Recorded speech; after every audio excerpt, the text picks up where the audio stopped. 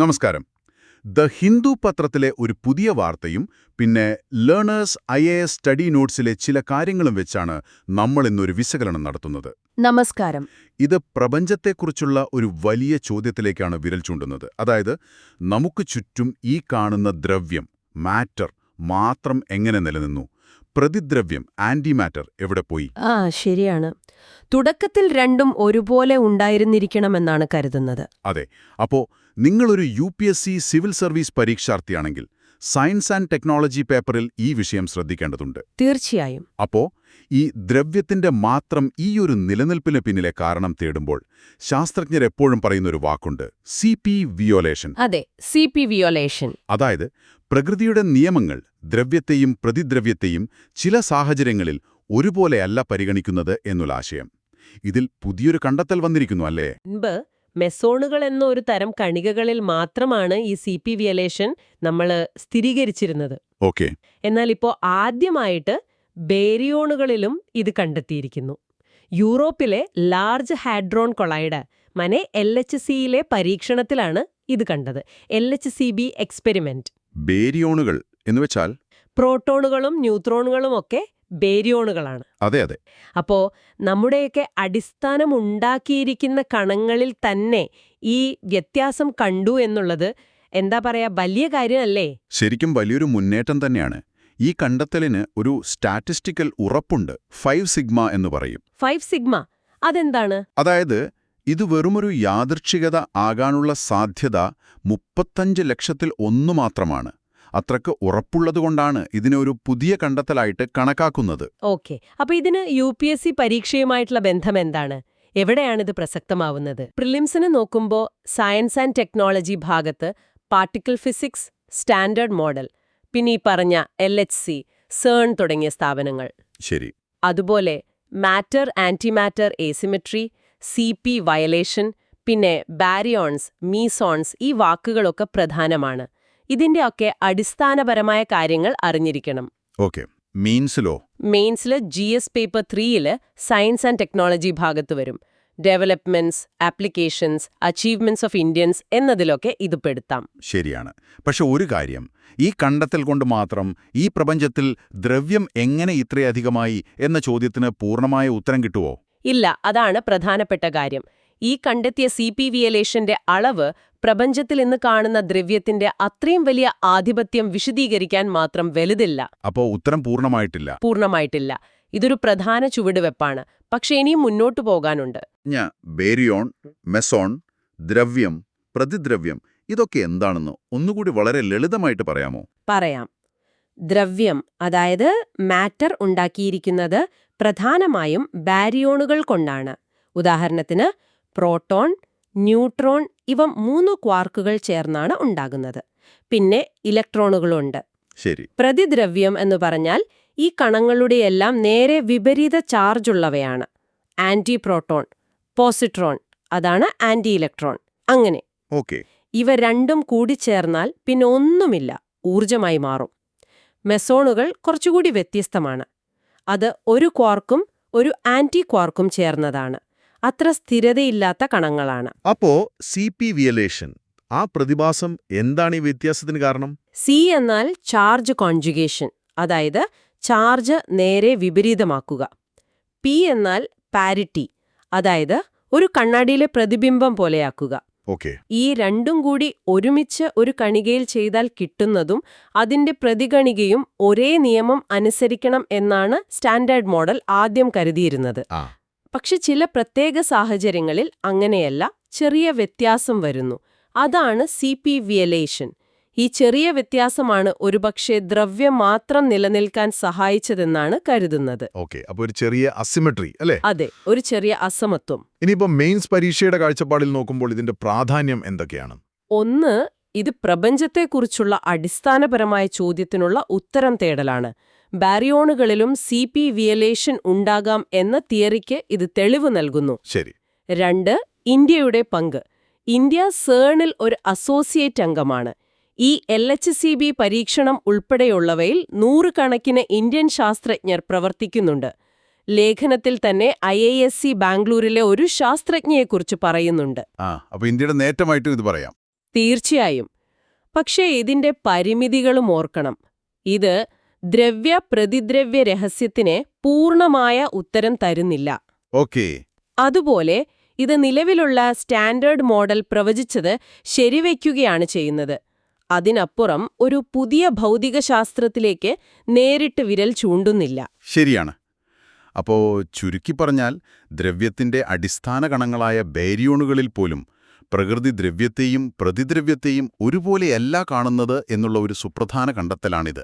അതെ, പ്രപഞ്ചരഹസ്യം തേടിയുള്ള യാത്രയിലെ ഒരു നാഴികക്കല്ല് എന്ന് പറയാം. എങ്കിലും ഈ ഉത്തരം പൂർണ്ണമല്ലാത്തതുകൊണ്ട് ഈ ദ്രവ്യത്തിന്റെ ആധിപത്യത്തിന് പിന്നിൽ ഇനിയും എന്തെങ്കിലും നമ്മൾ അറിയാത്ത ഘടകങ്ങൾ ഉണ്ടാവാം, അല്ലേ? ഉണ്ടാവാം. ഒരുപക്ഷേ സ്റ്റാൻഡേർഡ് മോഡലിനും അപ്പുറത്തുള്ള എന്തെങ്കിലും നിയമങ്ങൾ. അതിനായി ഇനിയും പരീക്ഷണങ്ങൾ വേണ്ടിവരും. ശരിയാണ്. ഇത് നിങ്ങൾക്കും ആലോചിക്കാവുന്ന ഒരു കാര്യമാണ്. ഈ പ്രപഞ്ചരഹസ്യങ്ങൾ ഒരിക്കലും അവസാനിക്കുന്നില്ലല്ലോ. അതെ. ഓക്കെ. അപ്പോ ഈ വിഷയം നമുക്കിവിടെ നിർത്താം. അടുത്തതായി നമുക്ക് ദി ഹിന്ദു പത്രത്തിലെ തന്നെ മറ്റൊരു പ്രധാന വാർത്തയിലേക്ക് കടക്കാം. നമസ്കാരം. പൊതുമേഖലാ സ്ഥാപനങ്ങളിൽ നിന്ന് സർക്കാരിന് കിട്ടുന്ന ലാഭവിഹിതം, അതായത് ഡിവിഡൻഡ്, കൂടുന്നതിനെക്കുറിച്ചുള്ള ഇന്നത്തെ ഈയൊരു വിശകലനത്തിലേക്ക് സ്വാഗതം. നിങ്ങൾ പങ്കുവച്ചൊരു ലേഖനമുണ്ടല്ലോ, അതിലെ പ്രധാന കാര്യങ്ങൾ നമുക്കൊന്ന് നോക്കാം. ശരി.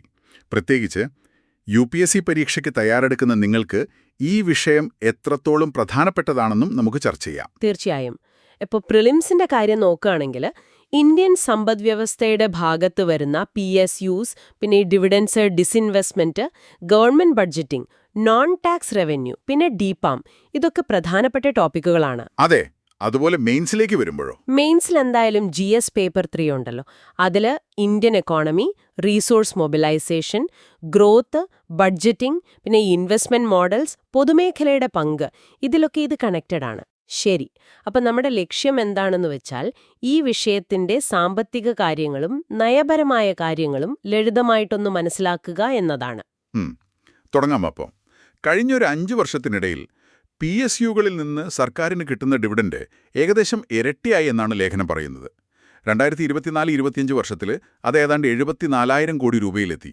ഹോ, 74,000 കോടി! അതൊരു വലിയ തുക തന്നെയാണല്ലോ. ഈ പണം പ്രധാനമായും എവിടുന്നാണ് വരുന്നത്? അതാണ് ശ്രദ്ധിക്കേണ്ട കാര്യം. ഈ വലിയ തുകയുടെ ഒരു മേജർ ഷെയറും വരുന്നത്, എന്താ പറയാ, എണ്ണ, ഗ്യാസ്, കൽക്കരി പോലെയുള്ള ഈ ഊർജ്ജ മേഖലയില്ലേ, അവിടുത്തെ കുറച്ച് വലിയ കമ്പനികളിൽ നിന്നാണ്. എന്നുവെച്ചാൽ വരുവാരം കുറച്ച് കമ്പനികളിൽ മാത്രം കേന്ദ്രീകരിക്കുന്നു, അല്ലേ? ഈ ലേഖനത്തിൽ തന്നെ പറയുന്നുണ്ടല്ലോ, Coal India, ONGC, IOC, BPCL, GAIL, ഈ 5 കമ്പനികൾ മാത്രം 2020-21 തൊട്ടുള്ള മൊത്തം ഡിവിഡൻഡിന്റെ ഒരു 42% കൊടുത്തിട്ടുണ്ടെന്ന്. അതെ. അപ്പൊ എന്തുകൊണ്ടാണ് സർക്കാർ ഈ കമ്പനികളിൽ നിന്ന് ഇത്രയധികം ലാഭവിഹിതം പ്രതീക്ഷിക്കുന്നത്? അതിന് കാരണം എന്താന്ന് വെച്ചാൽ സർക്കാർ പ്ലാൻ ചെയ്ത പോലെ ഓഹരി വിറ്റഴിക്കൽ, അതായത് ഡിസിൻവെസ്റ്റ്മെന്റ്, അത്ര വേഗത്തിൽ നടക്കുന്നില്ല. ഓക്കെ. അപ്പോൾ ആ ഒരു കുറവ് നികത്താൻ വേണ്ടി നല്ല ലാഭത്തിലോടുന്ന PSUകളിൽ നിന്ന് മാക്സിമം ഡിവിഡൻഡ് കളക്ട് ചെയ്യാൻ ഗവൺമെന്റ് ശ്രമിക്കുന്നു. ഇത് സർക്കാരിന് ഒരു പ്രധാനപ്പെട്ട നോൺ ടാക്സ് റവന്യൂ മാർഗം കൂടിയാണ്. ശരി. ഇതിനുവേണ്ടി department of investment and public asset management, അതായത് DIPAM, അവരുടെ ഡിവിഡൻഡ് പോളിസി കുറച്ചുകൂടി കർശനമാക്കിയിട്ടുണ്ട്. അപ്പൊ എന്താണ് ഈ പുതിയ പോളിസി? എങ്ങനെയാണത് പ്രവർത്തിക്കുന്നത്? പുതിയ നയമനുസരിച്ച് ഓരോ PSUവും അവരുടെ പ്രോഫിറ്റ് ആഫ്റ്റർ ടാക്സ്, അതായത് നികുതിയെല്ലാം കഴിഞ്ഞുള്ള ലാഭത്തിന്റെ 30%, അല്ലെങ്കിൽ അവരുടെ നെറ്റ്വർത്ത്, മൊത്തം ആസ്തിയുടെ 4%, ഇതിൽ ഏതാണോ കൂടുതൽ വരുന്നത്, ഓഹോ, അത്രയും തുക മിനിമം ഡിവിഡൻഡായിട്ട് സർക്കാരിന് കൊടുക്കണം. ഇത് കമ്പനികളുടെ പ്രവർത്തനത്തെ ബാധിക്കില്ലേ? പ്രത്യേകിച്ച് അവർക്ക് വീണ്ടും ഇൻവെസ്റ്റ് ചെയ്യാനും വളരാനുമൊക്കെയുള്ള പണം കുറയില്ലേ? അതൊരു പ്രധാന ചോദ്യമാണ്. അവിടെയാണ് ഒരു വൈരുദ്ധ്യം, ഒരു കോൺഫ്ലിക്റ്റ് ഓഫ് ഇൻട്രസ്റ്റ് പോലെ വരുന്നത്. ലേഖനം അതാണ് ചൂണ്ടിക്കാണിക്കുന്നത്. ഇപ്പോൾ ഉദാഹരണത്തിന് IOC, BPCL പോലുള്ള എണ്ണ കമ്പനികൾ, അവർ സർക്കാരിന് കൊടുത്ത ഡിവിഡൻഡ് ഭയങ്കരമായി കൂട്ടി, ഒരു 255% വർധനവ്. പക്ഷേ ഇതേ സമയം അന്താരാഷ്ട്ര മാർക്കറ്റിൽ ക്രൂഡ് ഓയിൽ വില ഏകദേശം 65% കുറഞ്ഞു. ശരിയാണ്. എന്നിട്ടും പെട്രോൾ വിലയിൽ ജനങ്ങൾക്ക് കൊടുത്ത കുറവ് വെറും 2% മാത്രം. ഓഹോ. അപ്പോൾ ഇവിടെ സർക്കാർ ഒരു ഷെയർ ഹോൾഡർ എന്ന നിലയിൽ ലാഭം കൂട്ടാൻ നോക്കുന്നു. പക്ഷെ അതേ സർക്കാർ പൊതുജനത്തിന് വിലക്കുറവിന്റെ ആശ്വാസം കൊടുക്കേണ്ട ഉത്തരവാദിത്തത്തിൽ നിന്ന്, എന്താ പറയുക, അത്ര കാര്യമായി ചെയ്യുന്നില്ലേ എന്നൊരു ചോദ്യം വരും. ശരിയാണ്. ഇത് സർക്കാരിന്റെ വരുമാനം കൂട്ടുമെങ്കിലും താങ്കൾ പറഞ്ഞ പോലെ കമ്പനികളുടെ റിസർച്ചിനും ഡെവലപ്മെന്റിനുമൊക്കെയുള്ള റീഇൻവെസ്റ്റ്മെന്റ് കുറയാൻ സാധ്യതയുണ്ടല്ലേ? അതൊരു ദോഷമല്ലേ? തീർച്ചയായും. അതാണ് മെയിൻസ് പെർസ്പെക്റ്റീവിൽ നമ്മൾ നോക്കേണ്ട ഒരു കാര്യം. ഇത് ശരിക്കും സർക്കാരിന്റെ ഒരു ഫിനാൻഷ്യൽ മാനേജ്മെന്റ് സ്ട്രാറ്റജിയുടെ ഭാഗമാണ്. ഡിസ്ഇൻവെസ്റ്റ്മെന്റ് ടാർഗറ്റ് എത്താത്തതുകൊണ്ട് ധനക്കമ്മി ഒരു പരിധിയിൽ നിർത്താൻ ഈ വരുമാനം ആവശ്യമായി വരുന്നു. പക്ഷേ ഇത് PSUകളുടെ യഥാർത്ഥ റോൾ എന്താണെന്നുള്ള ചോദ്യം ഉയർത്തുന്നുണ്ട്. അവരുടെ ലക്ഷ്യം ബിസിനസ് വളർത്തലാണോ അതോ സർക്കാരിന് വരുമാനമുണ്ടാക്കി കൊടുക്കലാണോ? പിന്നെ വരുമാനത്തിന് കുറച്ച് മേഖലകളെ മാത്രം ആശ്രയിക്കുന്നത് ഒരു റിസ്ക്കും കൂടിയാണ്. അപ്പോൾ ചുരുക്കി പറഞ്ഞാൽ ഈ ഡിവിഡൻഡ് നയമെന്നത് ഗവൺമെന്റിന്റെ സാമ്പത്തിക ആവശ്യം, PSUകളുടെ ദീർഘകാല വളർച്ച, പിന്നെ പൊതുജന താൽപ്പര്യം ഇവയ്ക്കിടയിൽ ഒരു ബാലൻസ് കണ്ടെത്തേണ്ട വിഷയമാണ്. കൃത്യമായി പറഞ്ഞാൽ അതാണ് കാര്യം. അപ്പോൾ നിങ്ങൾക്ക് ചിന്തിക്കാനൊരു ചോദ്യം തരാം. ഈ രീതിയിൽ ഉയർന്ന ഡിവിഡൻഡ് കൊടുത്തുകൊണ്ടേയിരുന്നാൽ ലോങ് ടേമിൽ ഈ PSUകളുടെ മാർക്കറ്റിലെ മത്സരശേഷി എങ്ങനെയായിരിക്കും? കൂടുമോ കുറയുമോ? നല്ല ചോദ്യമാണ്. എന്തായാലും ഈ വിഷയത്തെക്കുറിച്ച് നമ്മൾ നടത്തിയ ഈ വിശദമായ സംഭാഷണത്തിന് നന്ദി. അടുത്തതായി നമുക്ക് ദ ഹിന്ദു പത്രത്തിലെ മറ്റൊരു വാർത്തയിലേക്ക് കടക്കാം. സ്വാഗതം. നമ്മളിന്ന് വിശദമായി നോക്കാൻ പോകുന്നത് ഗവർണറുടെ അധികാരം സംബന്ധിച്ചൊരു വിഷയമാണ്. രാഷ്ട്രപതി ഈയടുത്ത് സുപ്രീം കോടതിയോട് ഒരു ഉപദേശം തേടിയിരിക്കുന്നു. അതെ, സംസ്ഥാന നിയമസഭകൾ പാസാക്കുന്ന ബില്ലുകൾ ഗവർണർമാർ അതിന് എപ്പോൾ അനുമതി നൽകണം എന്നതിലെ ഒരു അവ്യക്തത. അതാണ് വിഷയം. അപ്പോൾ ഇത് സംബന്ധിച്ച് ലഭ്യമായ വിവരങ്ങൾ വെച്ച് ഇതിലെ ഭരണഘടനാപരമായ കാര്യങ്ങളും പിന്നെ പ്രധാനപ്പെട്ട ചില ചോദ്യങ്ങളും നമുക്ക് ലളിതമായി മനസ്സിലാക്കാൻ ശ്രമിക്കാം. തീർച്ചയായും. പ്രത്യേകിച്ച് UPSC പരീക്ഷ എഴുതുന്നവർക്ക് ഇത് വളരെ പ്രധാനപ്പെട്ട ഒരു ടോപ്പിക്കാണ്. ഇന്ത്യൻ പോളിറ്റി ആൻഡ് ഗവർണൻസ് എന്ന ഭാഗത്ത് വരുമിത്. ശരിയാണ്, പ്രിലിംസിൽ പ്രത്യേകിച്ചും. അതെ, രാഷ്ട്രപതി, ഗവർണർ, പിന്നെ നമ്മുടെ നീതിന്യായ വ്യവസ്ഥ, അതുപോലെ ആർട്ടിക്കിൾസ് 142, 143, 145, 200, 201 ഇതൊക്കെ ഇവിടെ വളരെ പ്രധാനപ്പെട്ടതാണ്. ഓക്കെ, ശരി, അപ്പോൾ നമുക്ക് കാര്യത്തിലേക്ക് കടക്കാം. എന്തുകൊണ്ടാണ് ഈ വിഷയം ഇപ്പോൾ ഇത്ര ഒരു പ്രധാന ചർച്ചയായത്? അതിന്റെ പ്രധാന കാരണം എന്താന്ന് വെച്ചാല് സംസ്ഥാന നിയമസഭ ഒരു ബിൽ പാസാക്കിയാൽ ഗവർണർ എപ്പോൾ അതിന് അനുമതി നൽകണം അല്ലെങ്കിൽ തീരുമാനമെടുക്കണം എന്നതിനെക്കുറിച്ച് ഭരണഘടനയിൽ ശരിക്കും ഒരു സമയപരിധി പറയുന്നില്ല. ഓ, അങ്ങനെ ഒരു സമയപരിധിയില്ല? ഇല്ല. ഈ ഒരു വ്യക്തത കുറവ് പലപ്പോഴും തർക്കങ്ങൾക്ക് വഴിവെക്കാറുണ്ട്, കേന്ദ്രവും സംസ്ഥാനങ്ങളും തമ്മിൽ. ശരിയാണ്. ഈ ഒരു സാഹചര്യത്തിലാണ് രാഷ്ട്രപതി ഭരണഘടനയുടെ ആർട്ടിക്കിൾ 143 ഉപയോഗിക്കുന്നത്. ആ അധികാരം വെച്ച് സുപ്രീം കോടതിയോട് ഉപദേശം തേടിയിരിക്കുകയാണ്. എന്താണ് പ്രധാനമായും ചോദിക്കുന്നത്? പ്രധാനമായും 2 കാര്യങ്ങളാണ്. ഒന്ന്, ഈ ഗവർണർമാരുടെയും പിന്നെ രാഷ്ട്രപതിയുടെയും പ്രവർത്തനങ്ങൾക്ക് ഒരു സമയപരിധി നിശ്ചയിക്കാൻ കോടതിക്ക് അധികാരമുണ്ടോ? ഓക്കെ. 2, ഒരു ബിൽ നിയമമാകുന്നതിനു മുൻപ് തന്നെ ഗവർണറോ രാഷ്ട്രപതിയോ എടുക്കുന്ന തീരുമാനങ്ങൾ കോടതിക്ക് പരിശോധിക്കാൻ പറ്റുന്ന ഒന്നാണോ, അതായത് ജസ്റ്റിഷ്യബിൾ ആണോ എന്നുള്ളതാണ് രണ്ടാമത്തെ ചോദ്യം. ഈ സമയപരിധിയില്ലാത്ത അവസ്ഥ അത് പലപ്പോഴും പ്രശ്നമുണ്ടാക്കുന്നുണ്ട് എന്ന് നമ്മൾ കേട്ടിട്ടുണ്ട്. പിന്നെ ഈയിടെ തമിഴ്നാട് സർക്കാരിന്റെ ഒരു കേസ് വന്നില്ലേ? അതെ അതെ, അതിൽ സുപ്രീം കോടതിയുടെ ഒരു 2-അംഗ ബെഞ്ച് ഒരു പ്രധാനപ്പെട്ട കാര്യം ചെയ്തു. അത് വളരെ നിർണായകമായിരുന്നു. ഗവർണർ അനുമതി വൈകിപ്പിച്ചപ്പോൾ കോടതി ആർട്ടിക്കിൾ 42 ഉപയോഗിച്ചു. ആർട്ടിക്കിൾ 142, സമ്പൂർണ്ണ നീതി ഉറപ്പാക്കാനുള്ള അധികാരം. അതെ, ആ പ്രത്യേക അധികാരം ഉപയോഗിച്ച് ചില ബില്ലുകൾക്ക് അനുമതി ലഭിച്ചതായി കണക്കാക്കാം എന്ന് പറഞ്ഞു. ഒരു ഡീംഡ് അസെന്റ്. ഓക്കെ. അപ്പോൾ ആ ഒരു വിധിയുടെ പശ്ചാത്തലം ഇതിനുണ്ട് അല്ലേ? തീർച്ചയായും. ആ വിധിയാണ് ഒരുപക്ഷേ ഈ റഫറൻസിനൊരു പ്രധാന കാരണം. ആ വിധി വന്നപ്പോൾ ഒരു നിയമപരമായ ചോദ്യം ഉയർന്നു. എന്താണത്? രാഷ്ട്രപതിയുടെ റഫറൻസിലും ആ ചോദ്യമുണ്ട്. അതായത്, ആ 2-അംഗ ബെഞ്ചിന് ഇങ്ങനെയൊരു വിധി പറയാൻ അധികാരമുണ്ടോ എന്നത്. കാരണം നമ്മുടെ ഭരണഘടനയുടെ ആർട്ടിക്കിൾ 145(3) പ്രകാരം. 145(3). അതെ, ഭരണഘടനയുടെ വ്യാഖ്യാനം ആവശ്യമായി വരുന്ന കേസുകൾ കേൾക്കേണ്ടത് കുറഞ്ഞത് 5 ജഡ്ജിമാരടങ്ങുന്ന ഒരു ഭരണഘടനാ ബെഞ്ചാണ്. ശരിയാണ്. അപ്പോൾ ഇവിടെ 2-അംഗ ബെഞ്ചാണ് വിധി പറഞ്ഞത്. അതെ. അപ്പോൾ അവിടെ നിയമപ്രശ്നം നിലനിൽക്കുന്നുണ്ട്.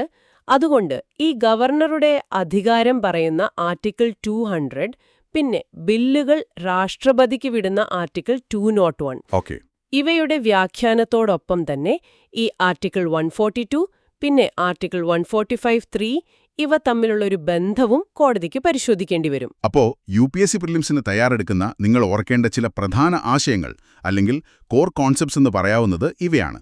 ഒന്നാമതായി ആർട്ടിക്കിൾ 143. അതെ, രാഷ്ട്രപതിക്ക് സുപ്രീം കോടതിയോട് ഉപദേശം തേടാനുള്ള അധികാരം. പക്ഷെ ആ ഉപദേശം സ്വീകരിക്കണമെന്ന് നിർബന്ധമില്ല. ഓക്കെ. പിന്നെ ആർട്ടിക്കിൾ 200. ആർട്ടിക്കിൾ 200 ആണ് ഗവർണറുടെ മുന്നിലുള്ള ഓപ്ഷൻസ് പറയുന്നത്. ബിൽ നിയമസഭ പാസാക്കിയാൽ അനുമതി നൽകാം, അല്ലെങ്കിൽ നൽകാതിരിക്കാം, അല്ലെങ്കിൽ പുനഃപരിശോധനയ്ക്ക് തിരിച്ചയക്കാം. അല്ലെങ്കിൽ രാഷ്ട്രപതിക്ക് വിടാം. അതെ, രാഷ്ട്രപതിയുടെ പരിഗണനയ്ക്ക് വിടാം. പക്ഷെ ഒരു കാര്യം ഓർക്കണം, പുനഃപരിശോധനയ്ക്ക് അയച്ച ബില്ല് മാറ്റമില്ലാതെ തിരിച്ചു വന്നാൽ ഗവർണർ അനുമതി കൊടുത്തേ പറ്റൂ. ശരി. അടുത്തത് ആർട്ടിക്കിൾ 201. അത് രാഷ്ട്രപതിക്ക് വിടുന്ന ബില്ലുകളെക്കുറിച്ചാണ്. അതിൽ രാഷ്ട്രപതിയുടെ അധികാരങ്ങൾ. പിന്നെ നമ്മൾ നേരത്തെ പറഞ്ഞ ആർട്ടിക്കിൾ 142. സുപ്രീം കോടതിയുടെ ആ ഒരു പ്രത്യേക അധികാരം, സമ്പൂർണ്ണ നീതി ഉറപ്പാക്കാൻ. തമിഴ്നാട് കേസിൽ അതാണ് ഉപയോഗിച്ചത്. അവസാനമായി ആർട്ടിക്കിൾ 145(3). ഭരണഘടനാപരമായ വ്യാഖ്യാനം വേണ്ട കേസുകള് 5-അംഗ ബെഞ്ച് കേൾക്കണം എന്നുള്ള വ്യവസ്ഥ. അപ്പോ ഈ ആർട്ടിക്കിളുകളൊക്കെ ഒറ്റയ്ക്കൊറ്റയ്ക്കല്ല, അവ തമ്മിലുള്ള ബന്ധം മനസ്സിലാക്കുന്നതാണ് പ്രധാനം, അല്ലേ? തീർച്ചയായും. അവ എങ്ങനെ പരസ്പരം ബന്ധപ്പെട്ട് കിടക്കുന്നു, എവിടെയാണ് പ്രശ്നങ്ങൾ വരുന്നത് എന്നൊക്കെ മനസ്സിലാക്കണം. ഇവിടെ ശരിക്കും ഒരു അടിസ്ഥാനപരമായ ചോദ്യം ഉയരുന്നുണ്ട്. എന്താണത്? ഈ ഗവർണർമാരുടെയും ഒരു പരിധിവരെ രാഷ്ട്രപതിയുടെയും വിവേചനാധികാരങ്ങൾ, അതായത് ഡിസ്ക്രിഷണറി പവേഴ്സ്, അത് എത്രത്തോളം കോടതിക്ക് പരിശോധിക്കാൻ കഴിയും? അതൊരു വലിയ ചോദ്യമാണ്. അതെ, ഭരണഘടനാ സ്ഥാപനങ്ങൾ തമ്മിലുള്ള ആ ഒരു അധികാര സന്തുലിതാവസ്ഥ, പിന്നെ നമ്മുടെ ഫെഡറൽ ഘടന, ഇതിനെയൊക്കെ ഇതെങ്ങനെ ബാധിക്കും? ഇതൊക്കെ സുപ്രീം കോടതിയുടെ ഉപദേശം വരുമ്പോൾ കൂടുതൽ വ്യക്തമാവുമെന്ന് നമുക്ക് പ്രതീക്ഷിക്കാം. തീർച്ചയായും. ഈ അധികാര സന്തുലിതാവസ്ഥയും കോടതിയുടെ ഇടപെടലിന്റെ സാധ്യതയുമൊക്കെ നമ്മൾ തുടർന്നും ശ്രദ്ധിക്കേണ്ട കാര്യങ്ങൾ തന്നെയാണ്. അപ്പോ ഈ വിഷയത്തിന്റെ പല വശങ്ങളെക്കുറിച്ച് ഒന്നുകൂടി ആഴത്തിൽ ചിന്തിക്കാൻ ഈ ചർച്ച നിങ്ങളെ സഹായിച്ചുവെന്ന് കരുതുന്നു. അതെ, ഈ വിഷയം നമുക്ക് ഇവിടെ നിർത്താം.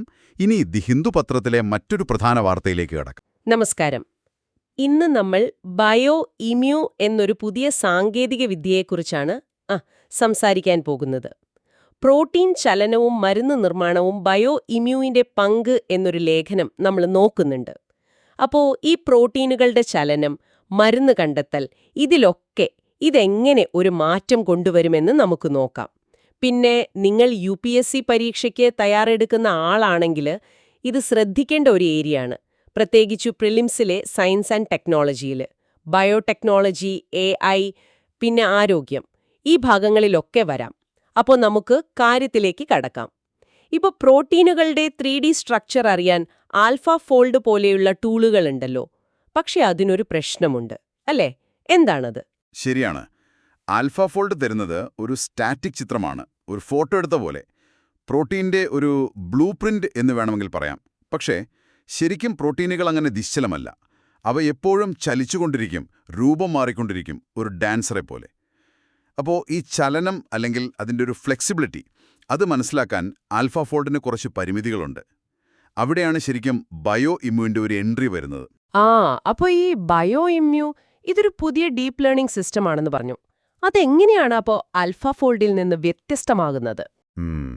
ബയോ ഇമ്യൂ ചെയ്യുന്നത് എന്താണെന്ന് വെച്ചാൽ, ഒരു പ്രോട്ടീൻ സ്വാഭാവികമായിട്ട്, അതായത് അതിൻ്റെ സാധാരണ അവസ്ഥയിൽ ഏതൊക്കെ രൂപങ്ങൾ സ്വീകരിക്കാൻ സാധ്യതയുണ്ടോ അതിൻ്റെ എല്ലാം ഒരു സമ്പൂർണ്ണ ചിത്രം തരും. ഇക്വിലിബ്രിയം എൻസാമ്പിൾ എന്ന് പറയും. അതായത് ഒരു ഫോട്ടോയ്ക്ക് പകരം ഒരു പ്രോട്ടീൻ ചലിക്കുന്നതിൻ്റെ ഒരു ഫുൾ റേഞ്ച് കാണിച്ചു തരും. ലേഖനത്തിൽ പറഞ്ഞ പോലെ ആൽഫാഫോൾഡ് ബ്ലൂ പ്രിന്റ് ആണെങ്കിൽ ബയോ ഇമ്യൂ അതിൻ്റെ ഒരു കൊറിയോഗ്രാഫിയാണ് തരുന്നത്, ആ ചലനത്തിൻ്റെ ഒരു ചിത്രം. കൊറിയോഗ്രാഫി കൊള്ളാം. അപ്പോൾ ഈ കൊറിയോഗ്രാഫി അറിയുന്നത് മരുന്ന് കണ്ടുപിടിക്കുന്നതിൽ, ഡ്രഗ് ഡിസ്കവറിയിൽ, അതെങ്ങനെയാണ് ഇത്ര പ്രധാനമാകുന്നത്? അവിടെയല്ലേ ശരിക്കും ഇതിന്റെ ഒരു പവർ വരുന്നത്? തീർച്ചയായും അതെ. കാരണം പല മരുന്നുകളും അവ പ്രോട്ടീനുകളിലെ ചില പ്രത്യേക ഭാഗങ്ങളിൽ, ചില പോക്കറ്റുകളിൽ പോയി ഒട്ടിപ്പിടിച്ചാണ് പ്രവർത്തിക്കുന്നത്. എന്നാൽ ചില പോക്കറ്റുകളുണ്ട്, അവയെ ക്രിപ്റ്റിക് പോക്കറ്റുകൾ എന്നാ പറയാ. ക്രിപ്റ്റിക് പോക്കറ്റുകൾ? അതെ.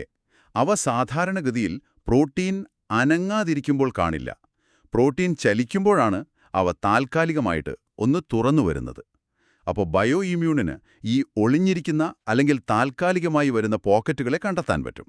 ഇത് ശരിക്കും പറഞ്ഞാൽ മുൻപ് ടാർഗറ്റ് ചെയ്യാൻ പറ്റാതിരുന്ന പല രോഗങ്ങൾക്കും ചിലപ്പോൾ പുതിയ മരുന്നുകൾക്കുള്ള വഴികൾ തുറന്നു തന്നേക്കാം. ഓക്കെ, അപ്പൊ നിലവിലുള്ള രീതികളുമായിട്ട് ഒന്ന് താരതമ്യം ചെയ്താൽ ഇപ്പൊ മോളിക്കുലർ ഡൈനാമിക്സ് MD എന്നൊരു സംഭവമുണ്ടല്ലോ, അതാണല്ലോ ഇതിലെ ഗോൾഡ് സ്റ്റാൻഡേർഡ് എന്ന് പറയുന്നത്. അതെ അതെ, MD വളരെ പവർഫുള്ളാണ്. ഒരു പ്രോട്ടീൻ ഒരു രൂപത്തിൽ നിന്നും മറ്റൊന്നിലേക്ക് എങ്ങനെ മാറുന്നുവെന്നുള്ള ആ ഒരു പാത, ആ വഴി കൃത്യമായി കാണിച്ചു തരും. പക്ഷേ അതിൻ്റെ ഒരു പ്രശ്നം എന്താണെന്ന് വെച്ചാൽ അതിന് ഭയങ്കര കമ്പ്യൂട്ടേഷണൽ പവർ വേണം. ഒരുപാട് സമയമെടുക്കും. ചിലപ്പോൾ മാസങ്ങൾ തന്നെ വേണ്ടിവരും ഒരു സിമുലേഷന്. ബയോഎംയു ആകട്ടെ വളരെ വളരെ വേഗതയുള്ളതാണ്. ചിലപ്പോൾ മണിക്കൂറുകൾക്കുള്ളിൽ ഒരു റിസൾട്ട് കിട്ടിയേക്കാം. ചെലവും കുറവാണ്. പക്ഷേ ബയോഎംയു ആ വഴി, ആ പാത്വേ കാണിച്ചു തരില്ല. ഏതൊക്കെ രൂപങ്ങൾ സാധ്യമാണെന്നേ പറയൂ. അതുകൊണ്ട് ഇവർ രണ്ടും പരസ്പരം മത്സരിക്കുന്നവരല്ല.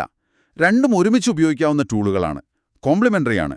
ഒരുപക്ഷേ ബയോഎംയു വെച്ച് സാധ്യതയുള്ള രൂപങ്ങൾ കണ്ടെത്തിയിട്ട് MD വെച്ച് അത് കൺഫേം ചെയ്യുകയോ കൂടുതൽ പഠിക്കുകയോ ചെയ്യാം. ശരി ശരി. അപ്പോ നിങ്ങൾ ഓർത്തിരിക്കേണ്ട ഒരു പ്രധാന കാര്യം ഇതാണ്: ബയോ ഇമ്യൂ പ്രോട്ടീൻ ചലനത്തെക്കുറിച്ച് നമുക്ക് പുതിയ അറിവുകൾ തരുന്നു. ഇത് പുതിയ മരുന്നുകൾ കണ്ടെത്താൻ സഹായിച്ചേക്കാം. അപ്പോ നമുക്ക് UPSC പ്രിലിംസിന് വേണ്ടിയുള്ള ചില പോയിന്റുകളൊന്ന് ഉറപ്പിച്ചാലോ? എന്തൊക്കെയാണ് പ്രധാനമായി ഓർക്കേണ്ടത്? തീർച്ചയായും. 1. പ്രോട്ടീനുകൾ കോശങ്ങളിലെ അടിസ്ഥാന വർക്കേഴ്സാണ്. അവയുടെ ഘടന, ചലനം, അതാണ് അതിൻ്റെ പ്രവർത്തനം തീരുമാനിക്കുന്നത്. 2. Alpha fold. ഓർക്കുക, ഇത് സ്റ്റാറ്റിക് 3D ഘടനയാണ് പ്രവചിക്കുന്നത്. ഗൂഗിളിൻ്റെ ഡീപ്പ് മൈൻഡാണ് ഡെവലപ്പ് ചെയ്തത്. 3. ബയോഎംയു. ഇത് ഡൈനാമിക്കാണ്. എല്ലാ സാധ്യതയുള്ള രൂപങ്ങളും ഇക്വിലിബ്രിയം എൻസംബിൾ പ്രവചിക്കുന്നു. ഇത് ഡിഫ്യൂഷൻ മോഡൽ എന്ന AI ടെക്നോളജി ഉപയോഗിക്കുന്നു. ഡാലയൊക്കെ ഉപയോഗിക്കുന്ന അതേ ടെക്നോളജി. ഇത് ബയോടെക്, AI എന്നിവയുടെ ഒരു കോമ്പിനേഷനാണ്. 4. ക്രിപ്റ്റിക് പോക്കറ്റുകൾ. പ്രോട്ടീൻ ചലിക്കുമ്പോൾ മാത്രം കാണുന്ന മരുന്ന് ലക്ഷ്യങ്ങൾ. 5.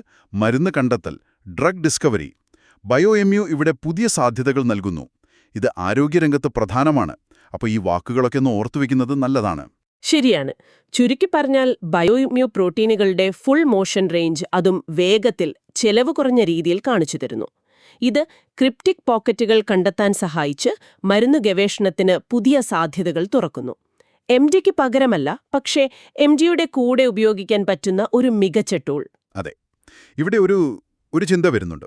പ്രോട്ടീനുകളുടെ സാധ്യമായ എല്ലാ രൂപങ്ങളെയും പറ്റി അറിയാൻ പറ്റുന്നത് ഈ മരുന്ന് കണ്ടെത്തലിനപ്പുറം ജീവന്റെ അടിസ്ഥാനപരമായ കാര്യങ്ങളെക്കുറിച്ചുള്ള നമ്മുടെ ധാരണയെ തന്നെ മാറ്റിയേക്കുമോ?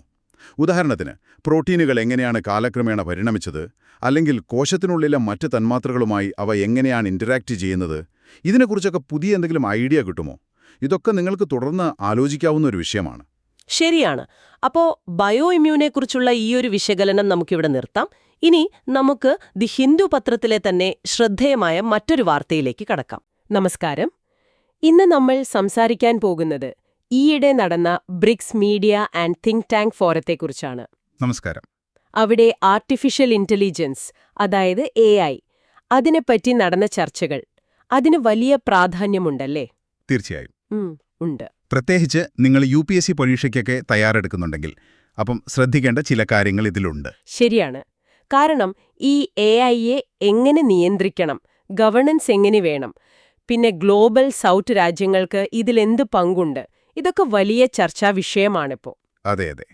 അപ്പോ ഈ ബ്രിക്സ് ഫോറത്തിൽ എന്തൊക്കെ പ്രധാന കാര്യങ്ങൾ വന്നു എന്ന് നമുക്ക് നോക്കാം. ശരി. അതിനു മുൻപ് ഇതിന്റെ പരീക്ഷാ സാധ്യത, UPSC പ്രിലിംസിന് ഇതെവിടെയൊക്കെ വരും? പ്രിലിംസിന് നോക്കുമ്പോൾ 1. അന്താരാഷ്ട്ര ബന്ധങ്ങൾ. അതിൽ ബ്രിക്സ്, ഗ്ലോബൽ സൗത്ത്, പിന്നെ ഈ സൗത്ത് സൗത്ത് സഹകരണം, ഇതൊക്കെ വരും. ഓക്കെ. പിന്നെ തീർച്ചയായും സയൻസ് ആൻഡ് ടെക്. അതിൽ AI ഗവേണൻസ് എന്നിവ. കറണ്ട് അഫയേഴ്സിലും ഇത് പ്രധാനമാണ്. മെയിൻസിലെ GS പേപ്പർ 2 വരും. ഈ ആഗോള കൂട്ടായ്മകൾ, ഇന്ത്യയുടെ താൽപ്പര്യങ്ങൾ, ആ ഭാഗത്ത്. ശരി. അതുപോലെ GS പേപ്പർ 3ൽ സയൻസ് ആൻഡ് ടെക്കിലെ പുതിയ വളർച്ചകൾ, അവിടെയും ഇതിന് നല്ല പ്രാധാന്യമുണ്ട്. ഓക്കെ. അപ്പോ റിയോ ഡി ജനീറോയിൽ നടന്ന ആ ഫോറത്തിൽ എന്തൊക്കെയാണ് പ്രധാനമായും ചർച്ചയായത്? ഈ ഗ്ലോബൽ സൗത്ത് രാജ്യങ്ങൾ തമ്മിൽ കൂടുതൽ സഹകരിക്കണം എന്നൊരു ആവശ്യം അവിടെ പറഞ്ഞു അല്ലേ? അതെ, പ്രധാനമായും അതാണ്. ദക്ഷിണ സഹകരണത്തിന് ഒരു ആഹ്വാനമുണ്ടായി. എന്തുകൊണ്ടാണ് ആ ആവശ്യം വന്നത്? കാരണം ഈ AI കഴിവുകൾ, ടെക്നോളജി, അത് ചില രാജ്യങ്ങളിൽ മാത്രം ഒതുങ്ങിപ്പോകുന്നു. അത് ഗ്ലോബൽ സൗത്തിലുള്ള രാജ്യങ്ങളെ കൂടുതൽ ആശ്രിതരാക്കും എന്നൊരു പേടി, ഒരു ആശങ്ക അവിടെ പങ്കുവച്ചു. ശരിയാണ്. അതുകൊണ്ട് ഈ എഐയുടെ നിയമങ്ങളും ചട്ടക്കൂടുകളുമൊക്കെ ഉണ്ടാക്കുമ്പോൾ ഗ്ലോബൽ സൗത്ത് രാജ്യങ്ങൾ ഒരുമിച്ച് നിൽക്കണം, ഒരുമിച്ച് സംസാരിക്കണം എന്നും അവിടെ പറഞ്ഞു. ഓ, അപ്പോ സ്വന്തമായി നിയമങ്ങൾ ഉണ്ടാക്കാനുള്ള ഒരു അധികാരം, ഈ റെഗുലേറ്ററി സ്വയംഭരണാവകാശം വേണം എന്നുള്ള ആവശ്യവും അതും പ്രധാനപ്പെട്ടതാണ്. വളരെ പ്രധാനപ്പെട്ടതാണ്. റെഗുലേറ്ററി ഓട്ടോണമി അതൊരു രാജ്യത്തിന് സ്വന്തം നിയമങ്ങളുണ്ടാക്കാനും നടപ്പാക്കാനുമുള്ള അധികാരമാണ്. ഡിജിറ്റൽ പരമാധികാരം എന്നൊക്കെ പറയുന്നതുമായി ഇതിന് ബന്ധമുണ്ട്. ഇത് ഇന്ത്യയുടെ സ്ട്രാറ്റജിക് ഓട്ടോണമി എന്ന ആശയത്തോട് ചേർന്നു പോകുന്ന ഒന്നാണല്ലോ. അതെ, ഒരു തരത്തിൽ അങ്ങനെ പറയാം. സ്വന്തം ഡിജിറ്റൽ കാര്യങ്ങളിൽ സ്വയംഭരണാവകാശം. പിന്നെന്തൊക്കെയാണ് അവിടെ പറഞ്ഞത്? അതുപോലെ ഈ ഗ്ലോബൽ സൗത്തിന്റെ ആവശ്യങ്ങൾക്കനുസരിച്ചുള്ള AI മോഡലുകൾ ഉണ്ടാക്കണം, അതിനെ പരിശീലിപ്പിക്കാൻ ഒരു ബഹുഭാഷ ബഹുമുഖ കോർപ്പസ് വേണമെന്ന് പറഞ്ഞു. ബഹുഭാഷ ബഹുമുഖ കോർപ്പസ്, അതായത് പല ഭാഷകളിലും പല രൂപങ്ങളിലുമുള്ള ഡാറ്റയുടെ ഒരു വലിയ ശേഖരം. ടെക്സ്റ്റ് മാത്രമല്ല, ചിത്രങ്ങൾ, ശബ്ദം, അങ്ങനെയുള്ള ഡാറ്റ. AI ട്രെയിനിങ്ങിന് ഇത് അത്യാവശ്യമാണ്. ഓക്കെ. മാധ്യമരംഗത്തെക്കുറിച്ചും ഒരു പരാമർശമുണ്ടായിരുന്നല്ലോ. ഉണ്ടായിരുന്നു. ഈ പാശ്ചാത്യ മാധ്യമങ്ങളുടെ ഒരു ആധിപത്യമുണ്ടല്ലോ, അതിനെ മറികടക്കാൻ AI ഉപയോഗിക്കണം. എന്നിട്ട് ഗ്ലോബൽ സൗത്ത് സ്റ്റോറികൾ, അതായത് ഈ രാജ്യങ്ങളുടെ കാഴ്ചപ്പാടുകൾ, വാർത്തകൾ, അത് കൂടുതൽ പ്രചരിപ്പിക്കണമെന്നൊരാശയം വന്നു. അത് കൊള്ളാം. ആഗോള വിവര രംഗത്ത് ഒരു സന്തുലിതാവസ്ഥ കൊണ്ടുവരാൻ ഇത് സഹായിച്ചേക്കും. അതെ. പിന്നെ ശ്രദ്ധിക്കേണ്ട വേറൊരു കാര്യം ചൈനീസ് പ്രതിനിധി അവിടെ പറഞ്ഞൊരു കാര്യമാണ്. ബ്രിക്സ് ഒരു രാജ്യത്തിനും എതിരല്ല, മറിച്ച് ലോകത്ത് നീതിയും തുല്യതയും ഉറപ്പാക്കാനുള്ള ഒരു സംവിധാനമാണത് എന്നാണ് അദ്ദേഹം പറഞ്ഞത്. ഓക്കെ. അത് ബ്രിക്സിനുള്ളിലെ ചർച്ചകളുടെ ഒരു പൊളിറ്റിക്കൽ ഡൈനാമിക്സ് കാണിക്കുന്നുണ്ട്. അതെ, ശരി. അപ്പോ പ്രിലിംസ് പരീക്ഷയ്ക്ക് ഓർക്കാൻ പറ്റിയ ചില കോർ കൺസെപ്റ്റ്സ് ഒന്നുകൂടി പറയാമോ? പറയാം. ഒന്ന്, ഗ്ലോബൽ സൗത്ത്. നമ്മൾ പറഞ്ഞല്ലോ, ഏഷ്യ, ആഫ്രിക്ക, ലാറ്റിൻ അമേരിക്ക, ഈ ഭാഗങ്ങളിലെ വികസന അവികസിത രാജ്യങ്ങളുടെ കൂട്ടായ്മ. 2, സൗത്ത് സൗത്ത് കോഓപ്പറേഷൻ, ഈ ഗ്ലോബൽ സൗത്ത് രാജ്യങ്ങൾ തമ്മിലുള്ള സഹകരണം. ശരി. പിന്നെ AI ഗവേണൻസ്, AIയുടെ സുരക്ഷിതവും ധാർമ്മികവുമായ ഉപയോഗത്തിനുള്ള നിയമങ്ങളും തത്വങ്ങളും. ഓക്കെ. നമ്മൾ നേരത്തെ വിശദീകരിച്ച റെഗുലേറ്ററി ഓട്ടോണമി, പിന്നെ AI പരിശീലനത്തിനു വേണ്ടിയുള്ള multilingual and multi model corpus, ഈ വാക്കുകളൊക്കെ ഓർത്തുവെക്കണം. ശരി. അപ്പോ ഈ ആശയങ്ങളൊക്കെ വെച്ച് നോക്കുമ്പോൾ മെയിൻസ് പരീക്ഷയുടെ കാഴ്ചപ്പാടിൽ ഇന്ത്യയുടെ പങ്കെന്താണ്? ഇന്ത്യക്കിത് എത്രത്തോളം പ്രധാനമാണ്? ഇന്ത്യക്കിത് വളരെ പ്രധാനമാണ്. കാരണം ഇന്ത്യ ഗ്ലോബൽ സൗത്തിൽ ഒരു പ്രധാന രാജ്യമാണ്, ഒരു നേതാവാൻ ശ്രമിക്കുന്നു. അതുപോലെ AI രംഗത്തൊരു ശക്തിയാകാനുള്ള കഴിവുമുണ്ട്. അതെ. അപ്പോൾ ഈ റെഗുലേറ്ററി സ്വയംഭരണാവകാശം പോലുള്ള ആവശ്യങ്ങൾ, AI ഗവേണൻസിൽ സ്വന്തം പങ്കുറപ്പിക്കാനുള്ള ശ്രമങ്ങൾ, ഇതൊക്കെ ഇന്ത്യയുടെ സ്ട്രാറ്റജിക് ഓട്ടോണമി എന്ന ലക്ഷ്യവുമായി ചേർന്നു പോകുന്നതാണ്. ഡിജിറ്റൽ രംഗത്തൊരു ആശ്രയതത്വം ഒഴിവാക്കാനും ഇത് സഹായിക്കുമല്ലോ. തീർച്ചയായും. ഡിജിറ്റൽ കൊളോണിയലിസം എന്നൊക്കെ പറയുന്നതിന് ചെറുക്കാൻ ഇത് അത്യാവശ്യമാണ്. പിന്നെ ഗ്ലോബൽ സൗത്ത് സ്റ്റോറികൾ എന്ന ആശയം, അതും ആഗോള മാധ്യമങ്ങളെക്കുറിച്ചുള്ള ഇന്ത്യയുടെ നിലപാടുകളുമായി യോജിക്കുന്നതാണ്. അപ്പോൾ ഇന്ത്യക്ക് മുന്നിലുള്ള അവസരങ്ങൾ എന്തൊക്കെയാണ്? വെല്ലുവിളികളും ഉണ്ടാകുമല്ലോ. അവസരങ്ങൾ നോക്കിയാൽ AI ഗവേണൻസിൽ ഗ്ലോബൽ സൗത്തിന് നേതൃത്വം നൽകാൻ ഇന്ത്യക്ക് ശ്രമിക്കാം. നമ്മുടെ ഡിജിറ്റൽ പബ്ലിക് ഇൻഫ്രാസ്ട്രക്ചർ DPI, അതൊരു വിജയകരമായ മാതൃകയാണല്ലോ, അത് പങ്കുവയ്ക്കാം. പക്ഷപാതമില്ലാത്ത AI വികസിപ്പിക്കാൻ ഈ മൾട്ടി ലിംഗ്വൽ കോർപ്പസൊക്കെ ഉപയോഗിച്ച് ശ്രമിക്കാം. ഇതൊക്കെ അവസരങ്ങളാണ്. വെല്ലുവിളികൾ എന്തൊക്കെയാണ്? വെല്ലുവിളികൾ, ഒന്ന് ഈ ബാലൻസിംഗ് ആണ്. ഒരു ഭാഗത്ത് അമേരിക്ക, യൂറോപ്പ് പോലുള്ള പാശ്ചാത്യ രാജ്യങ്ങളുമായി സഹകരിക്കണം, ഉദാഹരണത്തിന് ICETS പോലുള്ള സംരംഭങ്ങൾ. ശരി. മറുഭാഗത്ത് ഗ്ലോബൽ സൗത്ത് രാജ്യങ്ങളുമായും ചൈനയുടെ നേതൃത്വത്തിലുള്ള മുൻകൈകളുമായും സഹകരിക്കണം. ഇത് തമ്മിലൊരു സന്തുലിതാവസ്ഥ കണ്ടെത്തുന്നത് അത് എളുപ്പമല്ല. ബ്രിക്സ് പോലുള്ള വേദികളിൽ ചൈനയുടെ സ്വാധീനം കൂടുന്നതും ഒരു പ്രശ്നമാകുമോ? അതൊരു വെല്ലുവിളി തന്നെയാണ്. പിന്നെ ആഗോളതലത്തിൽ നേതൃത്വം കൊടുക്കണമെങ്കിൽ രാജ്യത്തിനകത്തും ശേഷി വർദ്ധിപ്പിക്കണം. നിയമനിർമ്മാണം, വൈദഗ്ധ്യം, ഗവേഷണം, ഇതിലൊക്കെ നമ്മൾ ഇനിയും മുന്നോട്ട് പോകണം. അപ്പോ ഇന്ത്യയുടെ മുന്നോട്ടുള്ള വഴി എന്തായിരിക്കണം? എന്റെ അഭിപ്രായത്തിൽ ബ്രിക്സ് പോലുള്ള വേദികളിൽ സജീവമായി പങ്കെടുക്കണം. നമ്മുടെ താൽപ്പര്യങ്ങൾ അവിടെ ശക്തമായി ഉന്നയിക്കണം. പിന്നെ ഈ അമേരിക്കൻ മാതൃക, ചൈനീസ് മാതൃക, ഇതിനിടയിൽ ഇന്ത്യയുടെ സ്വന്തം DPI പോലുള്ള ഒരു മൂന്നാം വഴി AI ഗവേണൻസിന് മുന്നോട്ട് വയ്ക്കണം. അത് കൂടുതൽ മനുഷ്യകേന്ദ്രീകൃതവും ജനാധിപത്യപരവുമായിരിക്കണം. ഓപ്പൺ സോഴ്സ് AI പ്രോത്സാഹിപ്പിക്കുന്നതിനെപ്പറ്റി. തീർച്ചയായും ഓപ്പൺ സോഴ്സ് AI പ്രോത്സാഹിപ്പിക്കണം. നമ്മുടെ സ്വന്തം ഭാഷകളിൽ, ഇന്ത്യൻ ഭാഷകളിലുള്ള ഗവേഷണത്തിനും വികസനത്തിനും കൂടുതൽ നിക്ഷേപം നടത്തണം. അന്തിമ ലക്ഷ്യം എന്തായിരിക്കണം? ലക്ഷ്യം നിയമങ്ങളിൽ അധിഷ്ഠിതമായ സുതാര്യമായ ഒരു ആഗോള AI ഗവേണൻസ് സംവിധാനം രൂപീകരിക്കുന്നതിൽ ഇന്ത്യ ഒരു പ്രധാന പങ്ക് വഹിക്കുക എന്നതാണ്. അപ്പോ ചുരുക്കി പറഞ്ഞാൽ ഗ്ലോബൽ സൗത്ത് രാജ്യങ്ങളെ കൂടി ഉൾക്കൊള്ളുന്ന കൂടുതൽ തുല്യമായ ഒരു AI വികസനത്തിനും ഭരണത്തിനുമുള്ള ശ്രമങ്ങളാണ് ബ്രിക്സ് ഫോറത്തിൽ കണ്ടത്. അതിൽ ഇന്ത്യക്ക് വലിയ സാധ്യതകളുണ്ട്, അതേസമയം പ്രധാനപ്പെട്ട വെല്ലുവിളികളുമുണ്ട്. അതെ. ഇവിടെ നിങ്ങൾ ആലോചിക്കേണ്ട ഒരു കാര്യം ഇതാണ്: അമേരിക്കൻ ചൈനീസ് മാതൃകകളിൽ നിന്ന് വ്യത്യസ്തമായി നവീകരണം, ധാർമ്മികത, ദേശീയ താൽപര്യം ഇവയെല്ലാം ഒരുമിപ്പിക്കുന്ന ഒരു തനതായ ഇന്ത്യൻ വഴി AI ഗവേണൻസിൽ കണ്ടെത്താനും അതിന് നേതൃത്വം നൽകാനും നമുക്ക് ശരിക്കും സാധിക്കുമോ? അടുത്തതായി നമുക്ക് ദി ഹിന്ദു പത്രത്തിൽ നിന്നുള്ള മറ്റൊരു വാർത്ത ചർച്ച ചെയ്യാം. നമസ്കാരം. ഇന്ന് നമ്മൾ ഇന്ത്യ-ബംഗ്ലാദേശ് ബന്ധത്തിലെ ഒരു പുതിയ വിഷയമാണ് ചർച്ച ചെയ്യുന്നത്. ഈ അടുത്ത് കുറച്ച് ഇന്ത്യൻ മത്സ്യത്തൊഴിലാളികളെ ബംഗ്ലാദേശിൽ അറസ്റ്റ് ചെയ്ത ഒരു സംഭവം. അപ്പോൾ ഈ വാർത്തയും അതിൻ്റെ വിശകലനങ്ങളും വെച്ച് നമുക്ക് ഈ വിഷയത്തിലേക്കൊന്ന് ആഴത്തിലിറങ്ങിച്ചെല്ലാം. പിന്നെ UPSC പരീക്ഷയ്ക്ക് തയ്യാറെടുക്കുന്ന നിങ്ങൾക്ക് ഇത് എങ്ങനെ പ്രസക്തമാകുന്നു എന്നും നോക്കാം. അപ്പോൾ എന്താണ് ശരിക്കും സംഭവിച്ചത്?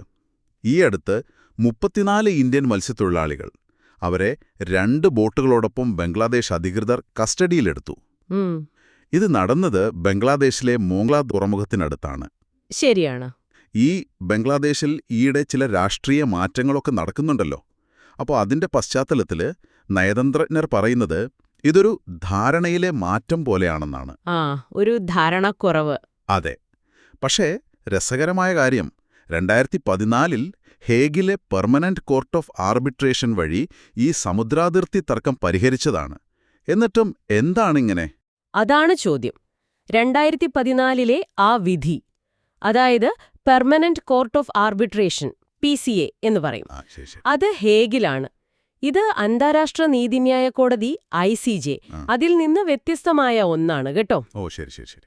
അപ്പോ ഈ PCA വിധിയിലൂടെ തർക്കം പരിഹരിച്ചെങ്കിലും കടലിൽ ഒരു കൃത്യമായ അതിർത്തി രേഖ വരച്ചിട്ടില്ല. അതുകൊണ്ട് മത്സ്യത്തൊഴിലാളികൾ ചിലപ്പോൾ അങ്ങോട്ടോ ഇങ്ങോട്ടോ മാറിപ്പോകും അറിയാതെ. സ്വാഭാവികം.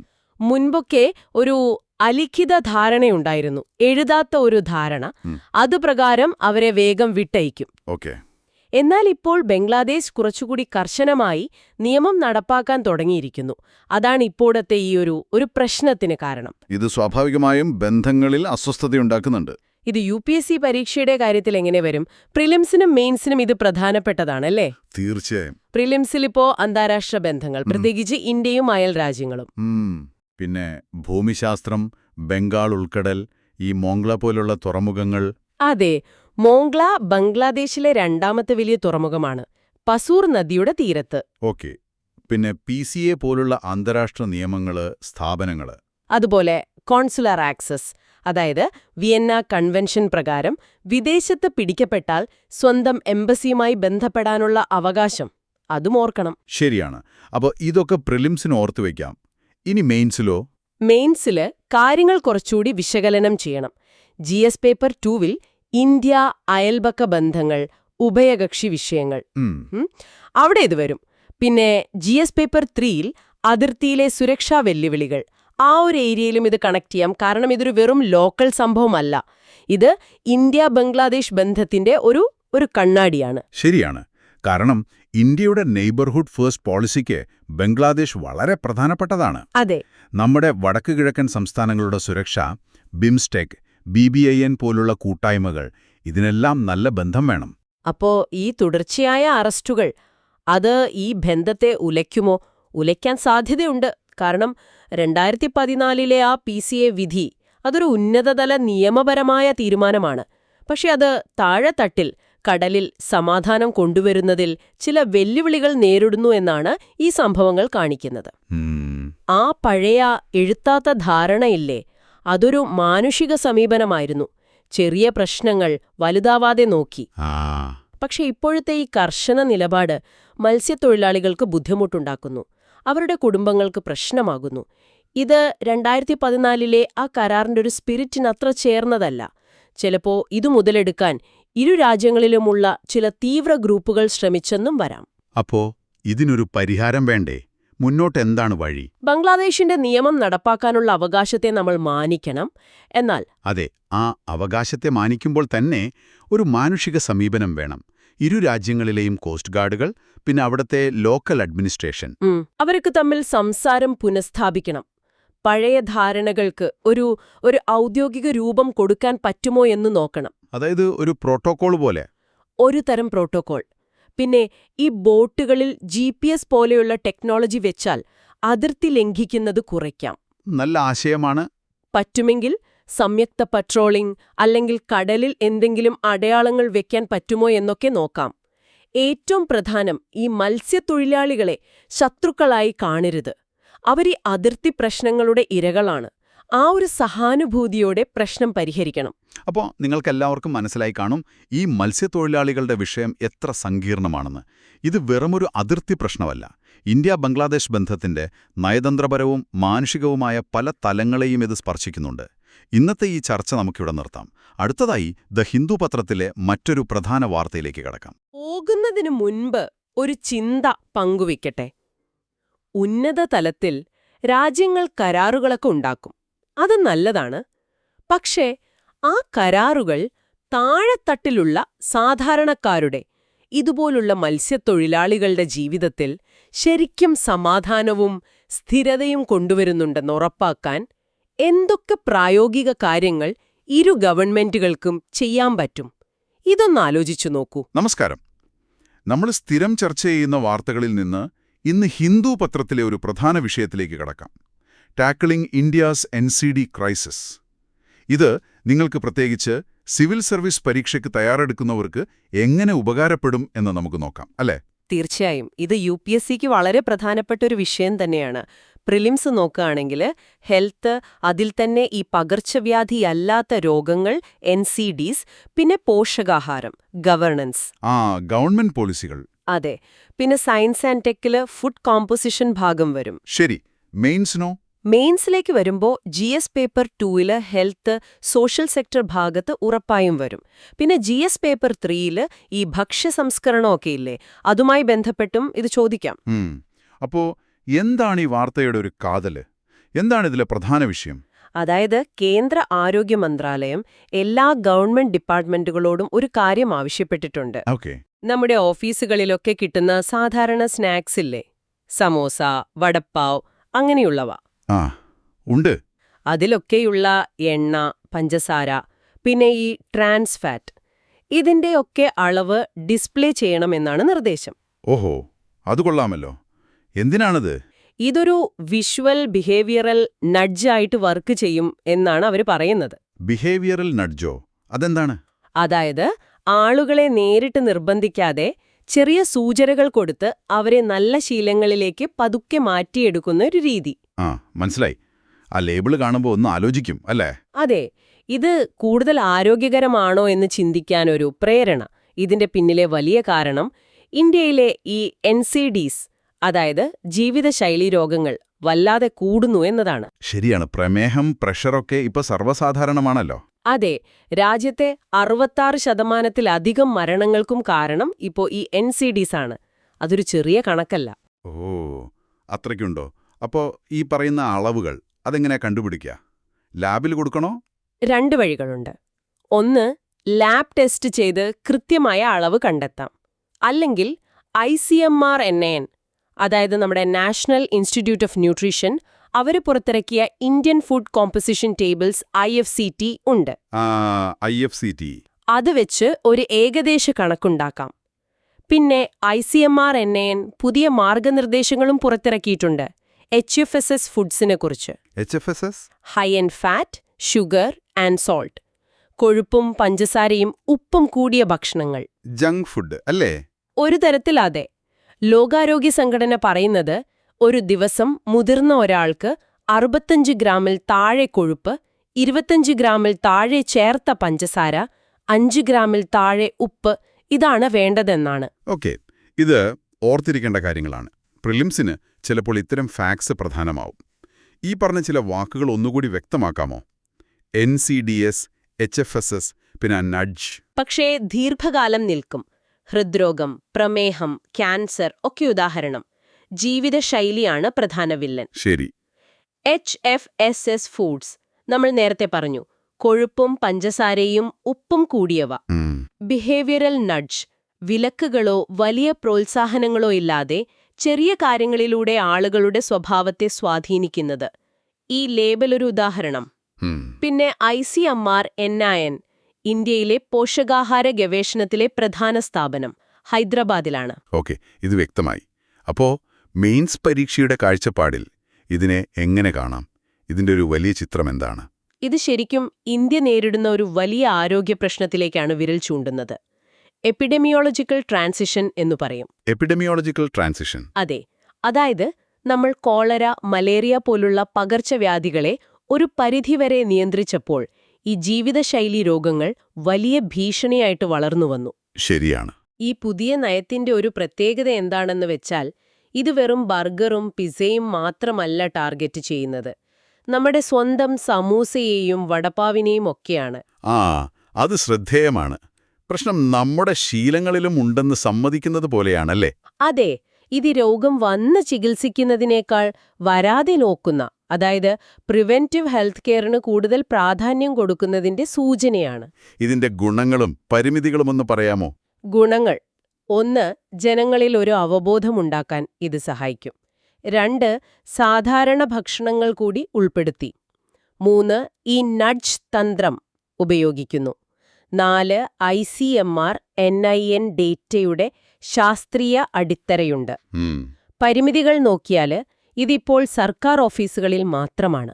പുറത്തുള്ള കടകളിൽ എങ്ങനെ നടപ്പാക്കും? അതൊരു വെല്ലുവിളിയാണ്. പിന്നെ ഈ ലേബൽ കണ്ടാൽ മാത്രം ആളുകൾ മാറുമോ? അവെയർനെസ് എന്നത് ആക്ഷൻ ആകണമെന്നില്ല. പിന്നെ പാക്ക് ചെയ്ത ഭക്ഷണങ്ങളെക്കുറിച്ച് ഇതിൽ പറയുന്നില്ല. ശരിയാണ്. അപ്പോ ഇതൊരു നല്ല തുടക്കമാണെങ്കിലും ഒരുപാട് ദൂരം പോകാനുണ്ട്. മുന്നോട്ടുള്ള വഴി എന്തായിരിക്കണം? തീർച്ചയായും ഒരു സമഗ്രമായ സമീപനം വേണം. 1. പാക്ക് ചെയ്ത ഭക്ഷണങ്ങൾക്ക് നിർബന്ധമായും ഫ്രണ്ട് ഓഫ് പാക്കേജ് ലേബലിംഗ് കൊണ്ടുവരണം, എളുപ്പം മനസ്സിലാവുന്ന രീതിയിൽ. മുന്നറിയിപ്പ് ലേബലുകൾ. അതെ. 2. ഈ HFSS ഫുഡ്സിന് ഒരു സിൻ ടാക്സ് ചുമത്തുന്നതിനെക്കുറിച്ച് ആലോചിക്കാം, സിഗരറ്റിനും മദ്യത്തിനുമുള്ള പോലെ. അതൊരു സാധ്യതയാണ്. 3. കുട്ടികളെ ലക്ഷ്യമിട്ടുള്ള ജങ്ക് ഫുഡ് പരസ്യങ്ങൾ നിയന്ത്രിക്കണം. 4. സ്കൂളുകളിലും മറ്റും ആരോഗ്യകരമായ ഓപ്ഷനുകൾ കുറഞ്ഞ വിലയ്ക്ക് ലഭ്യമാക്കണം. ഏറ്റവും പ്രധാനം, നമ്മുടെ പ്രൈമറി ഹെൽത്ത് സെന്ററുകൾ ഉൾപ്പെടെയുള്ള ആരോഗ്യ സംവിധാനം NCDകളെ നേരത്തെ കണ്ടെത്താനും മാനേജ് ചെയ്യാനും ശക്തമാക്കണം. അതെ, ചുരുക്കത്തിൽ ആരോഗ്യകരമായ തിരഞ്ഞെടുപ്പ് എളുപ്പമുള്ള തിരഞ്ഞെടുപ്പാക്കി മാറ്റണം, അല്ലേ? എക്സാക്ട്ലി, അതാണ് ലക്ഷ്യം. ഇന്നത്തെ ഈ വിശകലനം നിങ്ങൾക്ക് ഉപകാരപ്പെട്ടുവെന്ന് വിശ്വസിക്കുന്നു. ഈ പറഞ്ഞ കാര്യങ്ങൾ, പ്രത്യേകിച്ച് NCDs, HFSS, FOPL, behavioural nudge പോലുള്ള ആശയങ്ങൾ ഇന്ന് തന്നെ ഒന്നുകൂടി നോക്കുന്നത് ഓർമ്മയിൽ നിൽക്കാൻ സഹായിക്കും. ഒരു ചോദ്യം ബാക്കിയാവാം. വ്യക്തിയുടെ ഇഷ്ടങ്ങൾക്കാണോ പ്രാധാന്യം കൊടുക്കേണ്ടത്, അതോ സമൂഹത്തിന്റെ പൊതുവായ ആരോഗ്യത്തിനോ? എവിടെയാണ് സർക്കാർ ഇടപെടേണ്ടത്, എവിടെയാണ് നിർത്തേണ്ടത്? ചിന്തിക്കാൻ ഈ ചോദ്യം എവിടെ വിടുന്നു. നാളെ പുതിയ വിഷയങ്ങളുമായി വീണ്ടും കാണാം. എല്ലാവർക്കും ആശംസകൾ.